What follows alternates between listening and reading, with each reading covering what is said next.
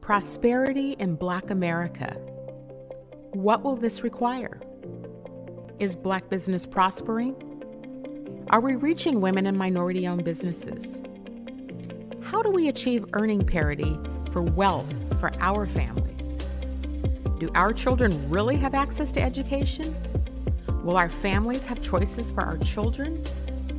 Prison pipelines, mass incarceration, tearing our families apart. A healthcare system not accessible to the masses. The disproportionate termination of Black women from corporate America. When will we actually begin to address what's really at play? How do Black people gain more power to help make these changes? This requires a lot of political will and courage. I'm that provocateur of change. I am Cindi Bright. Welcome to HeartBeat. Good evening, everybody. Welcome to HeartBeat. I am your host, Cindi Bright. Thank you for joining this evening.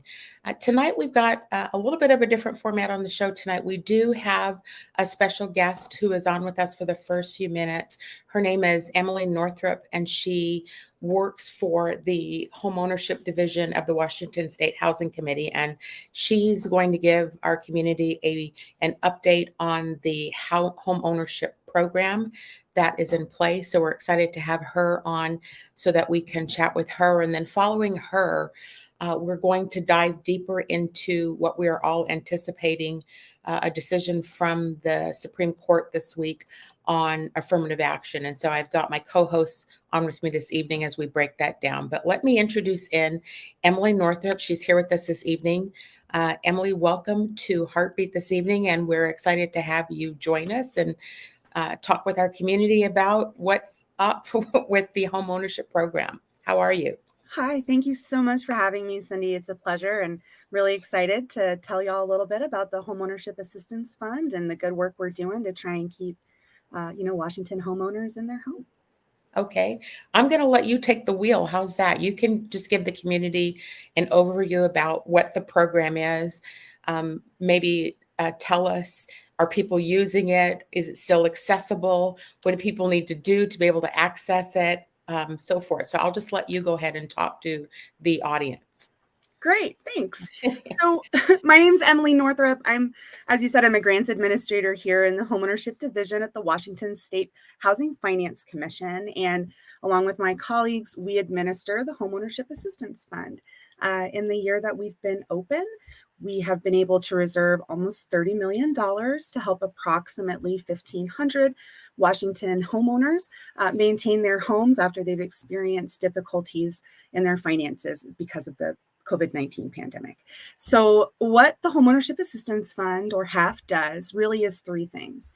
The first thing we do is we provide funding for the Washington Homeownership Resource Center's hotline, which provides free resources, information, and referrals to any homeowner in Washington State, regardless of how much money you make or what sort of difficulties you're facing. You can call 1-877-894-4663 and talk to a referral and information specialist who can get you in touch with someone in your area who can help you with whatever your issue is. So that's the hotline. The other thing it does is it provides funding for our statewide network of HUD certified housing counselors and civil legal aid attorneys. And those folks are the ones who do the real heavy lifting here in this program. They can act as a homeowner's advocate. They can help you collect all of your information, assess your situation, advocate on your behalf to your servicer, and then help you put an action plan into place to help you preserve your home.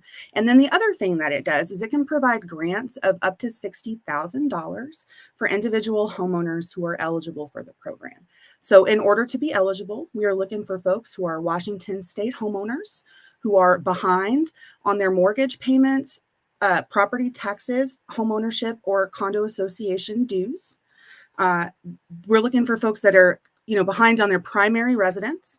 And this would be a single family home, a small duplex, or a mobile home. It can also on a rented property. And then we're looking for folks that are at 100% of their area median income. And a housing counselor can help you determine if you meet those eligibility guidelines. Some things that the program's not for are for purchasing a home or for doing improvements or rehabilitation on a home. And unfortunately, this is a program for homeowners who are behind. So we can't help renters, and we can't help you make forward payments. But if you've had difficulty with homeownership related expenses because of the pandemic, please call this number, the Washington State Homeownership Resource Center hotline. Again, that's 1-877-894-4663, and get in touch with somebody who can make a referral to a housing counselor. These folks are fantastic, and they're really there to help. So People utilizing this, like, are people utilizing this program, and how long, when you reference, COVID related reasons for people being behind, I think we have all seen at the federal level that a lot of the COVID programs are going away. What you're saying, is that still at play here? How much longer is that going to be in place? How far behind do people have to be on their mortgages in order for them to access it? So for folks, we're at least 1 month behind, and we can help all the way through, to folks that are potentially facing foreclosure. And so if your situation has reached that point, again, it is really important that you get in touch with a housing counselor. These folks are HUD certified, and they're going to be your best advocate. And yeah, people are accessing the program. And so, like I said, we've been open since July 1st is the anniversary of program opening. And so in that time, we've been able to reserve almost $30 million to help cure homeownership related delinquencies and financial difficulties for approximately 1,500 Washington households. We've been able to get funding into every county in the state. So Eastern Washington, Western Washington, urban and rural. We found that the need is immense. And so we have worked really hard to try and get this message, into the eyes and ears of folks that maybe aren't the first ones to hear about federal relief programs. And, you do a good point that a lot of COVID relief is going away, but there's still, a sizable portion of money here to help folks here in Washington maintain their homes. And so, okay, that is good to know. It's hard to get this kind of information out to people, that they know that there is resources available. So it's good that we hear that there's still a good chunk of money allocated for it. So do you expect the window for accessing it to be, or how long do you expect this window to be open? We anticipate at this point the program to run through summer of next year. Oh, so, okay. Yeah. Okay. And the state was allocated about $170 million. And so we've been able to get, $30 million into the hands of homeowners here in Washington state. And so what that program does is we pair you with a housing counselor who takes a full assessment of your housing situation. They're going to talk to you about your mortgage payment, your interest rate. They're going to call your servicer and see if there's anything we can do to maybe modify some of that. And if half is the best option for you, then that counselor is going to walk you through the entire application process. They're going to hold your hand, help you fill out the application. They can talk to directly with the underwriting folks. And this is a grant, so there's no obligation to pay it back. And then once you're approved, half sends the money directly to the servicer and makes sure that it's applied appropriately and timely to your account. So for the homeowner, there's no need to handle funds. There's nothing. We just need you to call the hotline, get in touch with an advocate whose professional passion is to advocate for homeowners and help folks maintain homeownership and build that generational wealth that's so important, and then apply to the program. And we have seen, we know that COVID-19 did not hit every community the same way. And especially in terms of lost wages or jobs that, went away and didn't come back. We know that impacted Black and brown folks more than it did other communities. And so we're at a point now where foreclosures are starting to happen. Jobs haven't come back.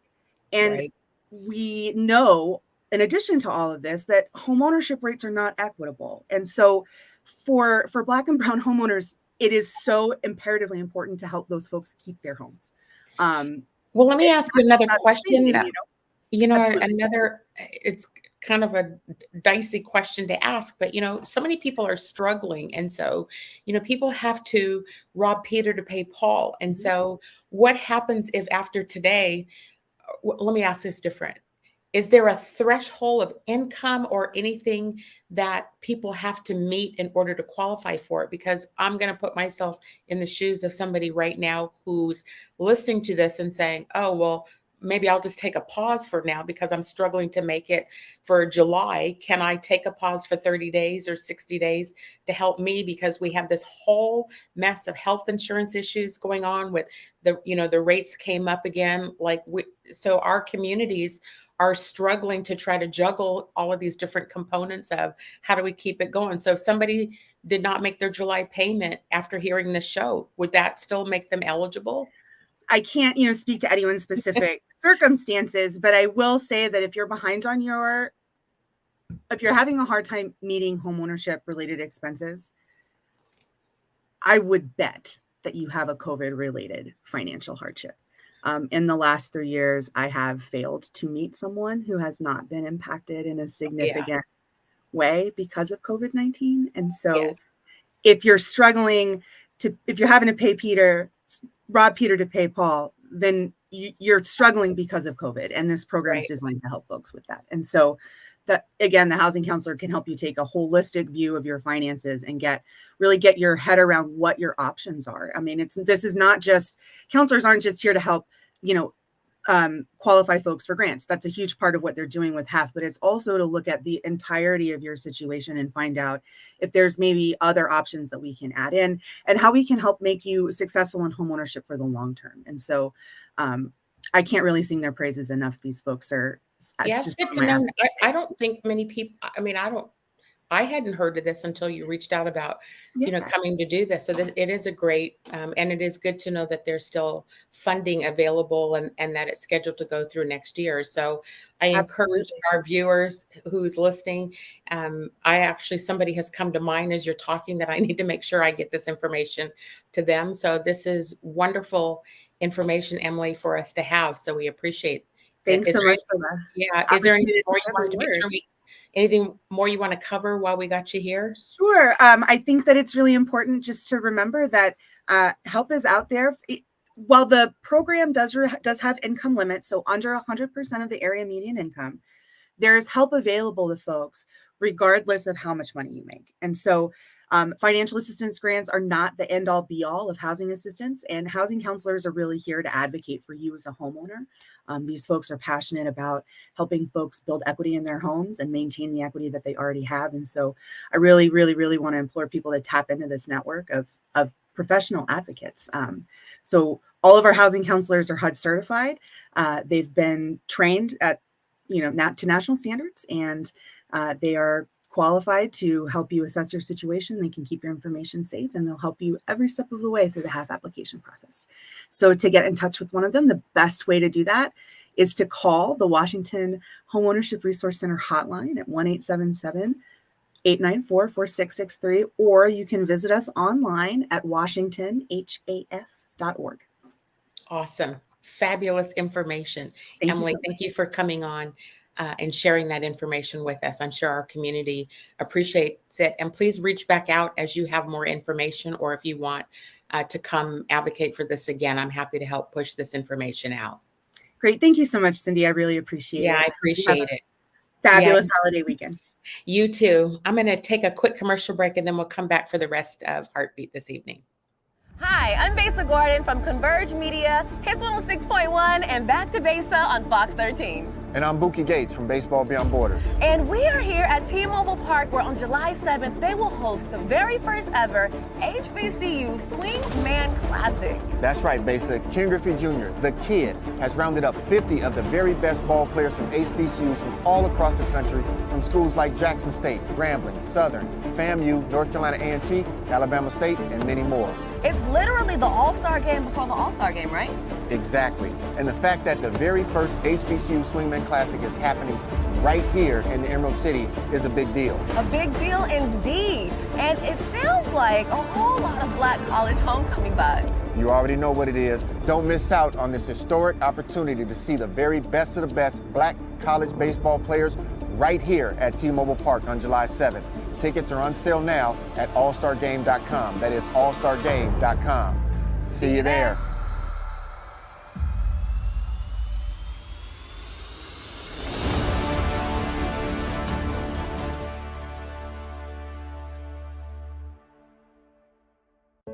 COVID-19 hurt my income, my health, and my family.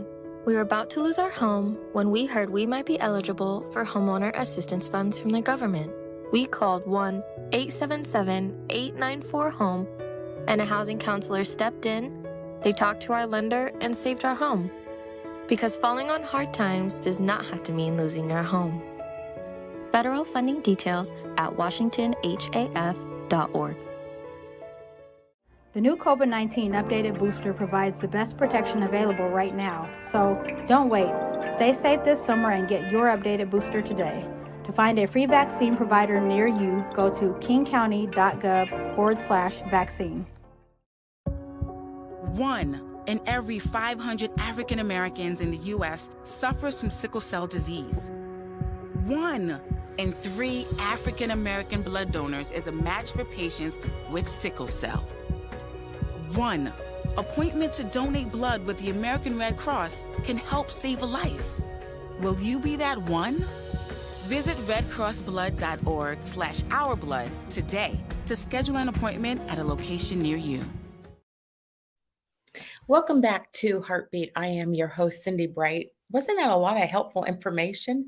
I'm glad Emily came on with us and was able to share that. We definitely have got to push that through our networks and help our community to know these resources are there. Hey, I want to introduce my co-hosts that haven't been on with me in a hot minute, but they're here with me this evening because we wanted to have a conversation about the impending Supreme Court decision due this Friday around affirmative action. And so before I dive into my thoughts on it, let me welcome Joy Stanford and Erin Jones in with me this evening. I hadn't seen my friends in a long time. Hi, ladies. How are you guys this evening? Oh my God, I haven't seen you, Erin. Yay!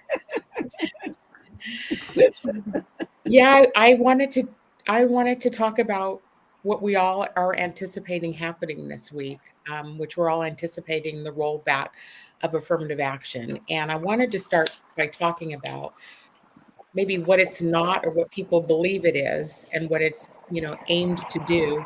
And where we think, Erin, you're definitely out in the lane of education and what's happening there. Let's just talk about what you're hearing about this whole issue, the rollback. What are your thoughts about some of this? Are people still bracing for, what do you think, Erin? I mean, I think for sure people, especially Black and brown people, are bracing for it to be overturned and we're not going to have affirmative action anymore. I think the biggest problem is people don't understand what affirmative action is, really, because much like woke, it has been interpreted to be something that it's not actually. And so I think so much of my work has been helping people understand what it actually is and how it actually hasn't harmed white people. In fact, it's helped white women more than anyone. Affirmative action has helped white women both in education and in business more than anyone it's helped.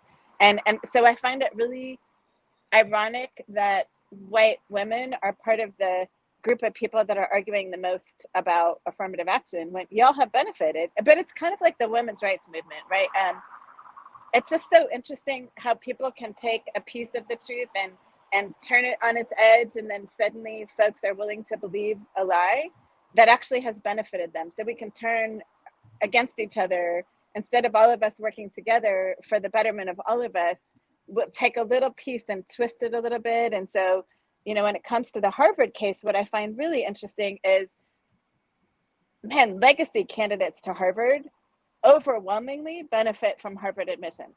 So it's being pointed at you, Black people, in affirmative action. You're causing our students to not be able to get into Harvard. No, rich people who donate a lot and who went to Harvard 30, 40, 50 years ago. No, that's the people that are the enemy. It's not us. So let's get real and honest about it. And folks are not being honest. So rich people who are legacy and athletes are the two biggest beneficiaries with admissions right now at places like Harvard and Princeton and Yale and Stanford. And it's not Black folks. We're still not in huge numbers there. And but let's talk about what it's not, because how it has been misconstrued is that affirmative action is to give unqualified Black folks, right? That's what it boils down to. When affirmative action is really about increasing representation, both in business, in government contracting. So there's a lot of money that comes out in the government contracting, and then in access to education. And so even when you look at, I haven't looked at recent numbers. The most recent data point I looked at was when I ran for office, which was 5 years ago. And the data points here in Washington State were, let's see, it was Initiative 200. It got rolled back by the Tim Eyman thing and has perpetuated through Washington State that all of us Black people are just trying to get in, and we're unqualified and dumb, and we're just getting a handout handed to us. When in fact, the numbers showed that from 2000, I can't remember the years now, 1995-ish when it went into play here, till when Initiative 100 passed. It started at like 19% of people that were having access, brown and Black people having access to contracting and jobs. And it had literally gone down to 1 point something percent. So to your point, Erin, affirmative action really is a vehicle that white women have used to prosper. And now in classic format, they are advocating for something to be rolled back that will harm them. And I've never been able to get inside the psyche of why this goes on, because they're creating harm to themselves and their families. And so I don't get it. But this whole notion of we're just getting a handout to us as Black people is ludicrous. Joy, what are your thoughts about this too? I always go back to what makes up racism? Power and privilege. When you start to take that power away, that's when people panic. And it's not like we're going around wielding our power because, oh my God, we've gotten in, we're at Harvard, we're at UC Berkeley, UC Davis. Oh my goodness. It's like, seriously, we're just happy to have the opportunity and to have access now. And now they're going to take that away. The data point that I found most interesting was in 1965, there was 5% undergraduates, Black undergraduates in the UC system. In 1965 to 2001, when affirmative action was instituted, those Black undergraduates doubled. I can't imagine going back to that 5 or under percent. So what are you telling, while we're all out here, and I say we all, because in some fashion or form, the three of us, including our other two hosts that aren't with us tonight, are out here telling Black and brown kids, you can go anywhere, you can do anything. You just have to work hard. You just have to, you just go in, just be yourself, be authentic, do it. And now they're going to get turned away. Why? Because they're Black? Why? Because they're brown? And then the interesting part about looking at this particular issue was Asians Americans are against this. And I'm like, when did that happen? Where have I been? And so I'm like, wait a second. What is happening here? Why? So I always feel like power and privilege, you start to take any amount of power away from said group of people who have amassed it and who have been there for a long time. You start to pull that away, they start to panic, and all of a sudden it's not about that. To me, my son got into 4 different schools, most of which are historically white schools, and they end up going to Boise State, which in looking at that, I was like, and most of the Black kids that were going to Boise State were athletes. So you're good enough to be recruited as an athlete, but you're not good enough to be recruited as a student. And I like to think that my son got in on his merit, on the fact that he had community service, he had the grades to get in, he had athleticism, but that's not what he was about. He wanted to get in for a specific program, kinesiology. He got in, he graduated in his 4 years. Now he's starting his doctorate program. I'd like to think he got into the next school, University of Utah, based on merit, not on the fact, but at least he's having the opportunity and access right now. And that's what I'm appreciative of. So I look at this as power and privilege, and you start to take that away. And this is when people panic and start thinking, oh my God, what's happening? So can I go back to something that Cindi said earlier, though, about this is the other thing that I hear a ton, is we're just giving it away to people just because of their skin color. And I shared this with Cindi last night when we were talking about this topic. I graduated number 2 in my class at one of the best private schools in the world. My dad taught there, so we didn't pay for that school, but I worked my behind off because I knew I needed to if I was going to get a scholarship to come to America. So I got accepted at Princeton University, and then they didn't give me any money because they didn't bother to look at my financial aid forms to see that I was a teacher's kid. They assumed I was the rich kid from that private school. So I got $1,000, even though I graduated with a 3.99 GPA. I took 11 AP classes. I was a triple varsity athlete. I was captain of all 3 sports. I was MVP of all 3 sports for 2 years in a row. I played 2 instruments in the band, and I ran the largest model United Nations in the world. And I remember very clearly when I accepted a spot at the sister school to Princeton, Bryn Mawr College, on my second week on campus. So it's my second week in America. This white woman walked up to me and she said, you know, you're only here because we need a ton of you. I will never forget that conversation. And I had never heard of affirmative action before, so I didn't know what she was talking about. Because you didn't grow up in this country. You weren't here. Right. You didn't know. I didn't know what that was about. And she said, affirmative action. We have to have 10 of you in order for the government to pay the bills at Bryn Mawr. And I'll never forget that day ever. Flash forward, my son got accepted at Harvey Mudd. And if you don't know what Harvey Mudd is, it's an elite STEM college right outside of LA. You have to have a really high GPA. You have to have great SAT scores. He got 1 wrong on the SAT. He took 11 AP classes just like his mom. He's way smarter than me. But his sophomore year of college, one of the professors had an email leaked to the public, and it said, we have lowered the standard at Harvey Mudd in order to accept more Black students. Oh. We've lowered the standard here in order to accept more Black students. Now, Harvey Mudd at the time was the fastest diversifying college in the country, and they'd worked really hard. And my son, instead of getting pissed, said, I'm going to host a town hall meeting. I'm going to have all my stats, my personal stats. I'm going to lay them out on the table so y'all can see I'm more than earned my spot here, and I'm Black. So, but Erin, I think what you're describing is what the issue really is, because the issue is not that, I mean, yes, the academic institutions get federal funding and have to meet thresholds, but the white lash of what's happening is because of the excellence that you're describing. And the question that I, have is, because we as Black people, because we as Black women have made substantial progress in our academic levels. In fact, we have surpassed what the requirements have been and all the jobs and everything. And so would you guys agree that this is all about the fact that we've made progress? Yes. And they want to claw back our progress because we can now say, you report to me, I don't report to you, right? And they move the goalpost. And that's what they're doing. They're moving that goalpost. They are doing it purposefully. Yes, I would agree with that. And I want to offer too, because I watched this in Bellevue, and Cindi, you live in Bellevue, so you probably witnessed this too.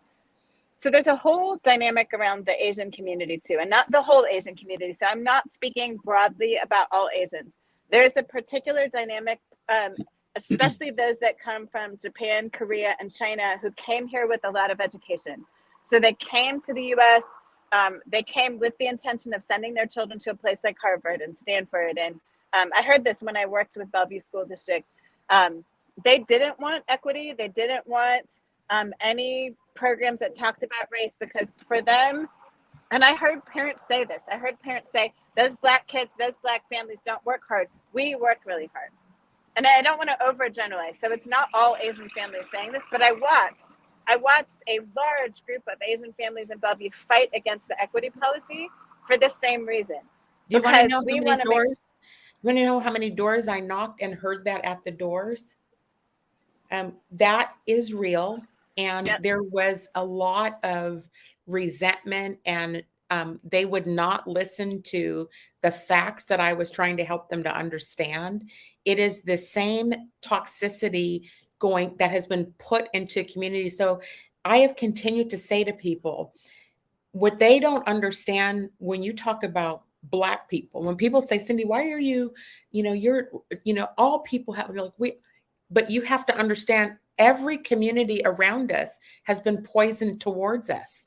And That's so right. what we discuss is not a white issue necessarily, although there is a white lash because of it. It's all the other community. We've heard the same things out of Hispanic communities. They think, because Hispanic people are being pushed down to the bottom too. And so this, I would just call it kind of like this infighting that goes on between communities of color, because colonized America has programmed everyone to believe that Black people are inferior.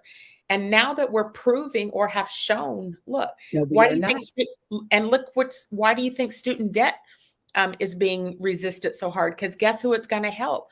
All the educated people. Who are the educated people? Us. And so they don't want Black women and Black people to prosper. And so, I have to believe that, when you're talking about these schools, I mean, I can only tell you about when my own son was admitted into Stanford, and the Bellevue community, I heard lovely comments about, well, my child got into Brown because of his academics, right? So this assumption that our kids just need to shut up and dribble, as opposed to being educated and do well in school, and their ignorance of not understanding that to get into Ivy League, you have to actually qualify academically to get in. And so that notion that somebody could actually be smart, who has melanin in their skin, my son's case, very little, but he's still, so this whole notion of inferiority is there. And I don't know what we do about it. What I am watching is the pattern, like my last several shows have been about the Black women that get torn down, the highly educated, the people who have excelled, they get torn down by that system beneath them who don't want to see us succeed. I definitely agree with that, Cindi. And in doing some reading about this also upends the federal programs at the HBCUs. And so what does that do if those programs go away? And these are programs within the HBCUs for kids who have those barriers or have had those barriers to use once they are there in the colleges and universities. So what is that? It's just at every step, we're being pushed back, or that goalpost is being moved. How do we fight against that? And now that we've got this very conservative Supreme Court. I mean, do we believe, maybe this is just a naive question to ask, but do we believe that, academic institutions, business, they have to have seen the benefit to what they've been doing? Would they seriously roll it back and just go back to any Harvard or Stanford, or any of them would never want to have everybody that thinks alike and talks alike. They wouldn't, because you'll never progress society that way. So I'd have to believe we've got 7 states that already don't do it. So Florida being one of those 7 look states. At what's coming out of Florida right now. Hello. You can tell Idaho being another one. Yeah. So it's a little surprising, when I look this up, which states don't, but now it's just going to be kind of this blanket policy, blanket law. And I just fear for our kids, for, what do you tell those seniors? What do you tell those kids who worked so hard? And I liked how they said, we want to have a, what do they call it? Colorblind policy. You can't have a colorblind policy anymore. It's called social media. Somebody on that little committee is going to look up my kid's name or your kid's name, and they're going to be looking on social media. Oh, they're a kid of color. Oh, they're a Black kid. Oh, they're a brown kid. What's that say? So you can't have colorblind policies anymore. It's just not, I don't think it's possible. Well, I think the other reality is that, unfortunately, this is true, that color, because of redlining, color drives where kids get to go to school. and it drives what schools kids are able to access AP, IB, college and the high school, SAT prep, right? And so that was the whole point of redlining, was how do we make sure that the zip code that kids come from doesn't harm them? How do we incentivize kids who are coming from places that may not have had the right kinds of courses to get into a Harvard or Yale or Stanford, right? And so now when we go colorblind, like, are we willing to look at zip codes, right? I mean, I think schools that want to do the right thing will choose to do that anyway, right? Yeah. But it leaves out, and so here's my push though against this, and here's why a part of me actually is not worried if affirmative action goes away, because there's a part of me that, because I was questioned about my abilities, and it became very clear to me early in college that maybe I didn't deserve, people didn't think I deserved to be there. That I wonder if that doubt in me, I mean, it almost caused me to take my life, if I'm really honest. It was the first time in my life that anybody really doubted my potential. So I did not doubt my potential and my academic acumen until she sowed that seed in me. And I can say, as someone who's been an executive in school spaces, there were lots of times where I was told, for OSPI, it was told in a room before I got there, I overheard this: she's only here because we have to have a person of color on cabinet. I overheard 2 white men saying that out loud as I was preparing to walk in the door on my first day on cabinet for the state superintendent. And that sowed a seed of doubt that took me probably a year to overcome. I don't know that I've ever overcome it. I think there's this piece. So here's the other thing I wonder. Those schools that don't want to recruit students and admit students for the right reasons, I don't know that we want our children there, to be really honest with you, right? And so I hear way too many stories from Black and brown students, from queer students who are in spaces. They've gotten there because of their color in a way. They're qualified first, but also got there because, and then the school is not doing anything to support them. So in my mind, as a mom who's just put 3 kids through college, part of me is like, you know what? I would rather our children just get into the schools that deserve them, the schools that are going to take care of them, the businesses that are going to take care of us. That's where I want us to be.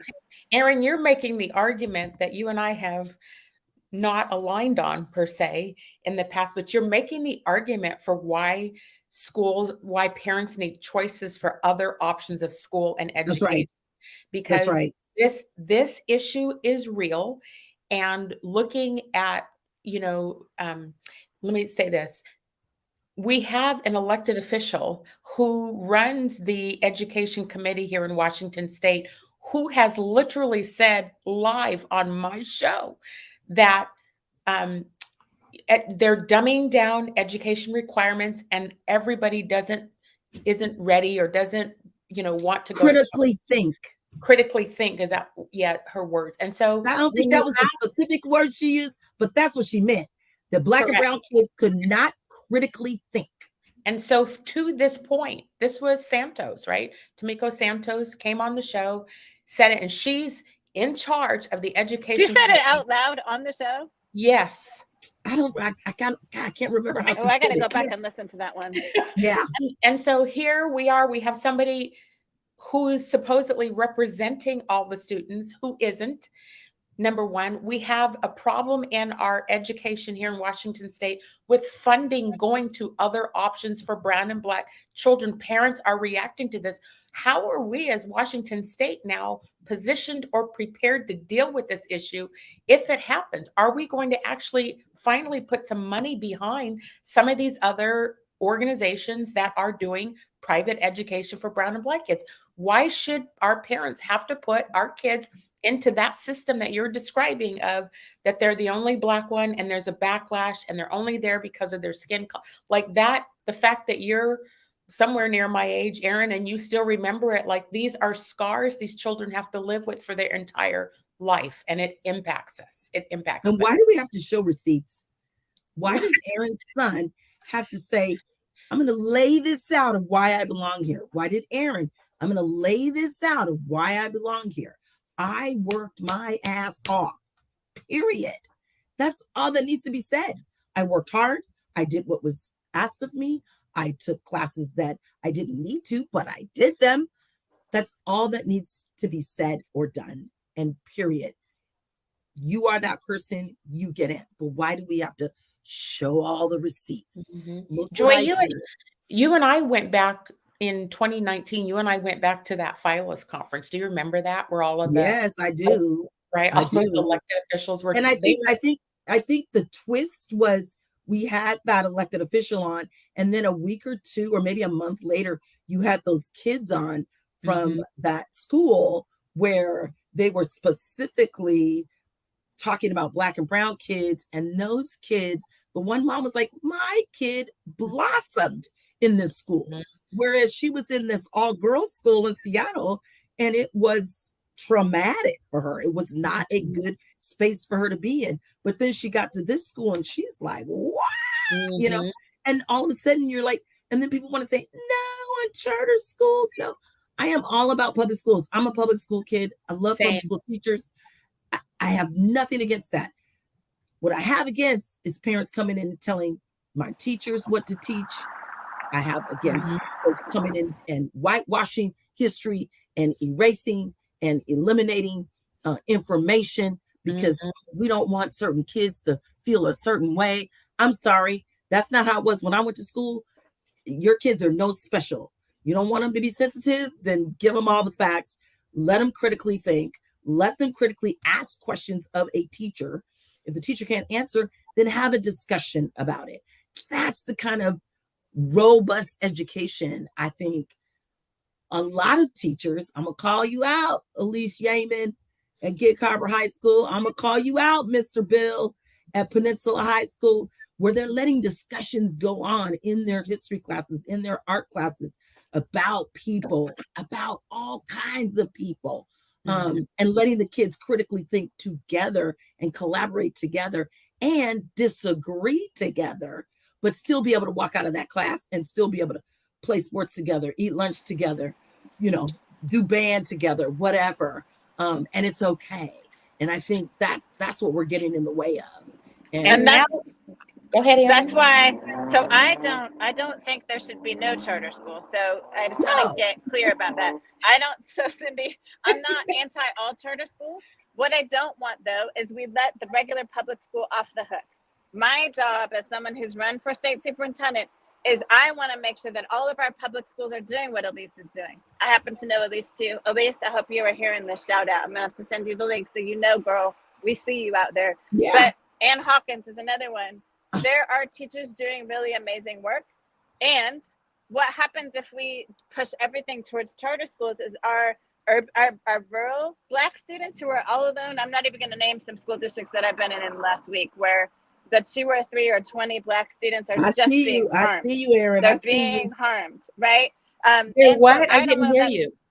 They're being harmed. There are our rural communities don't have capacity to have a charter school. And so I'm not saying no charter schools, but what I am saying is if we put our eggs into that basket, what happens is only our large urban centers will benefit. And our kids that are in rural communities cannot benefit because there's not capacity. And so I don't think all charter schools are bad, but I think if I let myself push everything that way, it causes harm to kids who don't have access to charter schools. And so I just think my job in the world is to push on our public education system, our gen ed teachers, to do a better job for our Black and brown children. So the pattern, the trend to that, I hear you. I think the whole teacher issue is a whole nother layer, right, of having teachers, you know, the candidate pool that they can't bring in enough qualified, but the teachers also don't want to go into those kind of toxic environments where they have to shoulder the burden of trying to educate everybody under the sun about what does it mean for brown and Black children. So they're I'm just going to say migrating away from the public system too. And so, you know, my only argument has been I'm a public school kid too, but and I hear you about the rural, like I think we need to start, we as a state, we as a country need to start trying to solve for those kind of problems, because especially when they're rolling this back, then we're just amplifying the problem that these charters have been trying to solve. Now, we've had parents come on too and talk to us about, what's happening in their own houses because of all of this, right? The trauma that brown and Black families are experiencing over getting our kids educated. And this is before we've even talked about business, what's happening in the business world with affirmative action, right? Jobs, access, contracting, all that sort of stuff. But, the education piece is significant. And it's going to be fascinating now to start to watch what begins to roll out as a result of this. Don't you think I find it very insidious, because this is how it starts, kind of undercover, kind of small. We're just going to infiltrate just a little bit, school boards, fire commissions, county commissions. And so first you start that school board level, and now all of a sudden you just start bringing it upwards. Now we're at the college level, and now the Supreme Court has this case, and that's where it's going to start. You give them that power, again, power, here we are, power. Now we can go back and say, we don't need to be doing any kind of DEI. We don't need to be. They're already saying that in districts like where I live here in Gig Harbor. We don't need to be doing that. South Kitsap, we don't need to be doing that. We don't need to be doing that. Yes, we do. Did you guys we do. Did you see Aparna Ray's post where she said, in the DEI space, it should not be, the I should no longer be inclusion, it should be integrity. Hello. I was like, right. So if organizations are going to be held, I don't have confidence. They've rolled back a lot of their funding for DEI initiatives and have slowed up a lot of that work. And they're openly talking about it and not having budgets to pay. There are organizations. We check the box. Yes, we check the box. And so now we're going to ride low until we're forced to have to do it again, if ever. Mm-hmm. Right. And I applaud the work you're doing, Erin, but I see some progress, but I don't see enough, and I don't see it fast enough. That's how I feel about it. We take 2 steps forward, and then we have to go back 5. I'm committed. It's kind of like running. It sucks, and you just got to keep running. Like I keep running. I ran this morning. I ran 3 miles this morning, and my arms hurt because I lifted too much yesterday.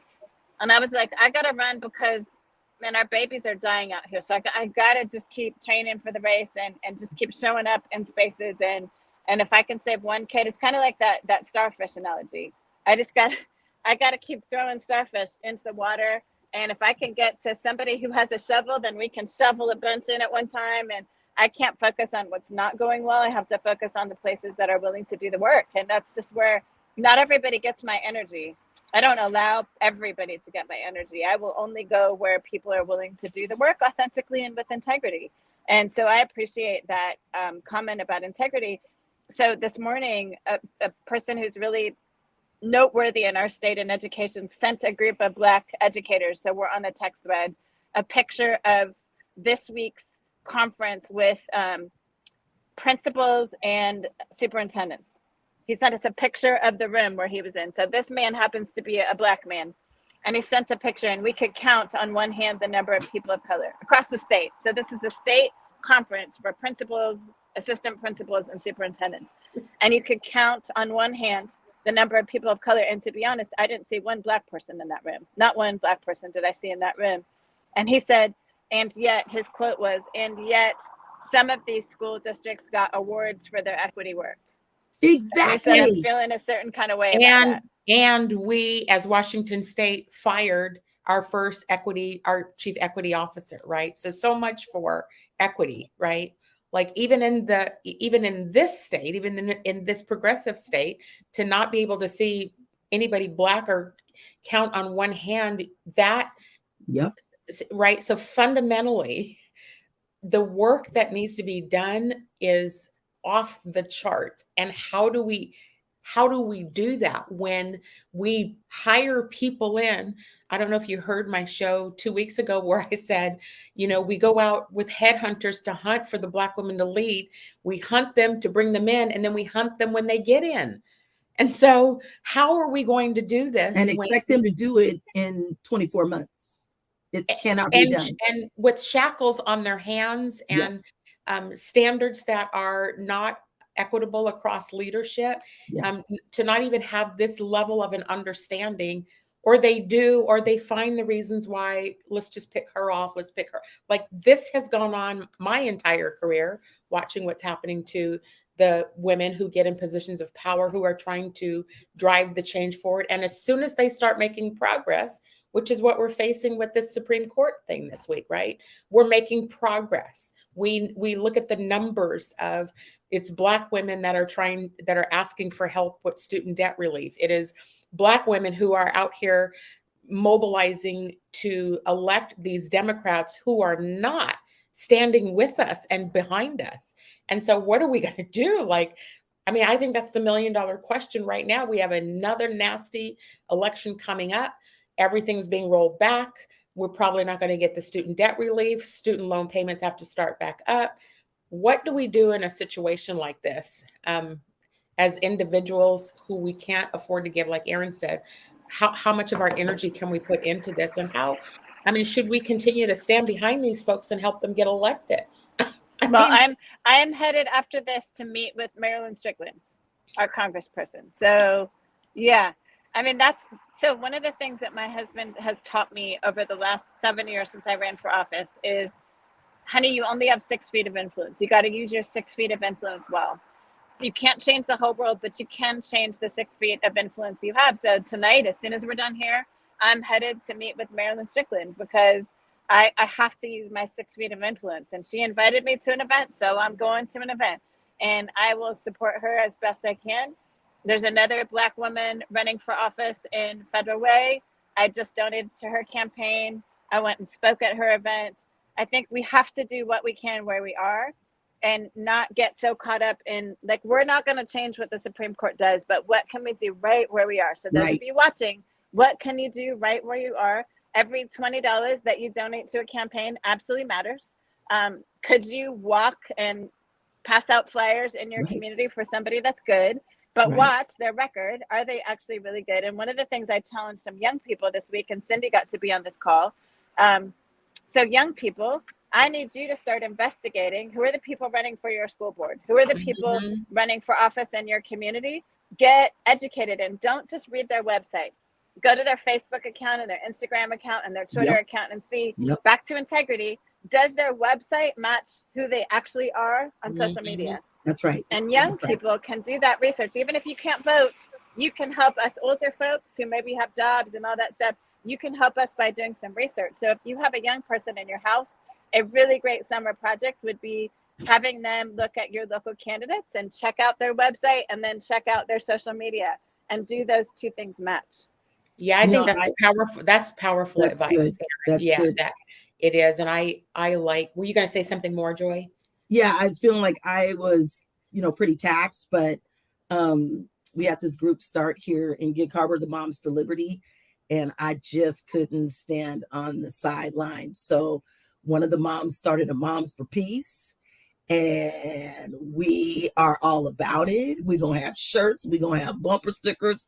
We're going to walk in every parade they're in. We're going to be in, which has also activated our Gig Harbor for Racial Justice group, which has also activated our Gig Harbor Indivisible group. And so to me, that's the kind of activism. And we are really pushing for those young people to join us, because that is where it starts. Younger and younger folks are running for office. This is what I'm seeing in the 2023 races. We've got some younger folks, and by younger, I mean under 30 or just over 30 running for office. And those are the folks that we need. We need that group of voters to be activated. Obama did it. I think we need to find that secret sauce to get them activated. But it starts at the local level, and 2023 is local level elections, and there is no off year. We need to get that word out of our narrative and vocabulary. There is no off year for voting. You must vote every year, and you must vote well, and you must do your own homework. And if that entails you going and checking out, like Erin said, all of the social media feeds, then you do that, because there's folks out there who are claiming to be one way, and then you look at all their stuff and they are a complete different opposite of what they're claiming to be. And I'm done with it. And so are you guys also catching the I'm just going to call it the beginning, maybe it's the middle of the takedown of the vice president? Did you see the articles that came out about her this past week also? So as we're giving advice to people and young people, there was this whole article that came out about basically that she's incompetent, right? The Black Woman Playbook. She just, happens to be elected as the vice president, and yet she's incompetent.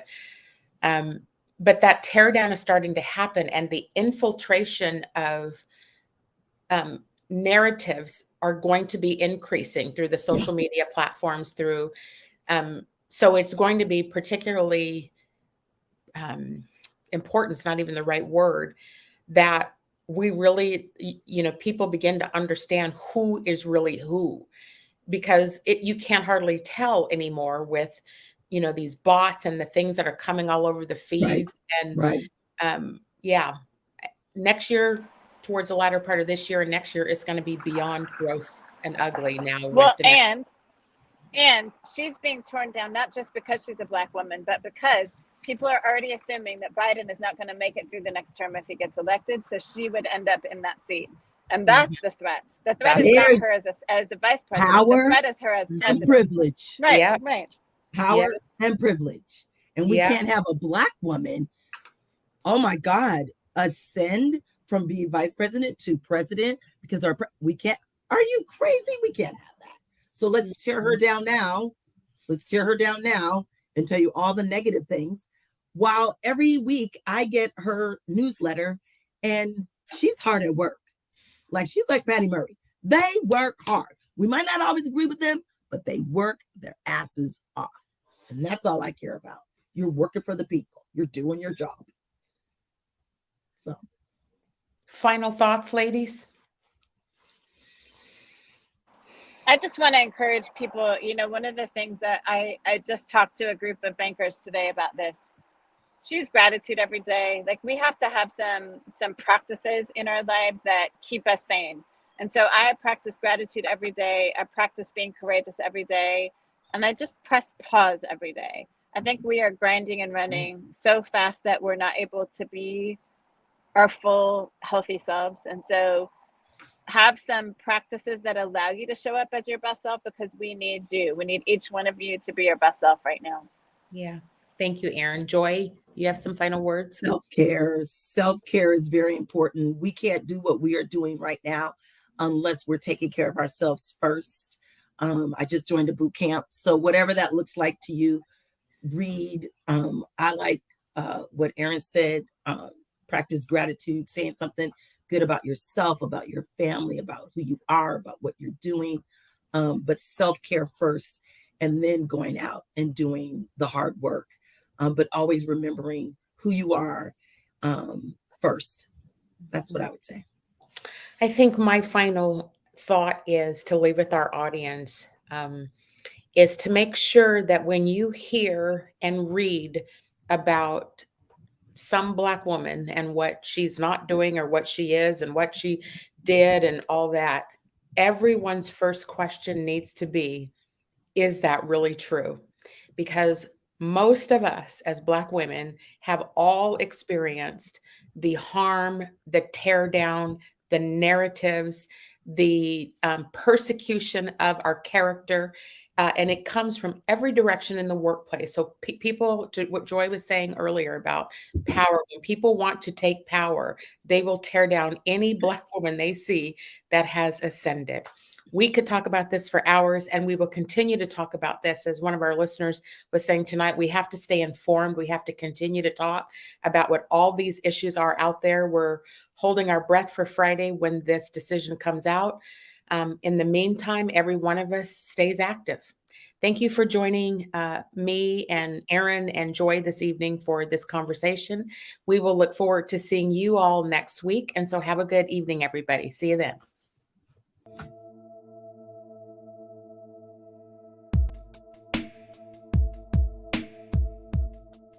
Converge Media produces culturally relevant content for Black and urban audiences. Our coverage is raw, transparent, and objective, praised by community leaders, government officials, and residents.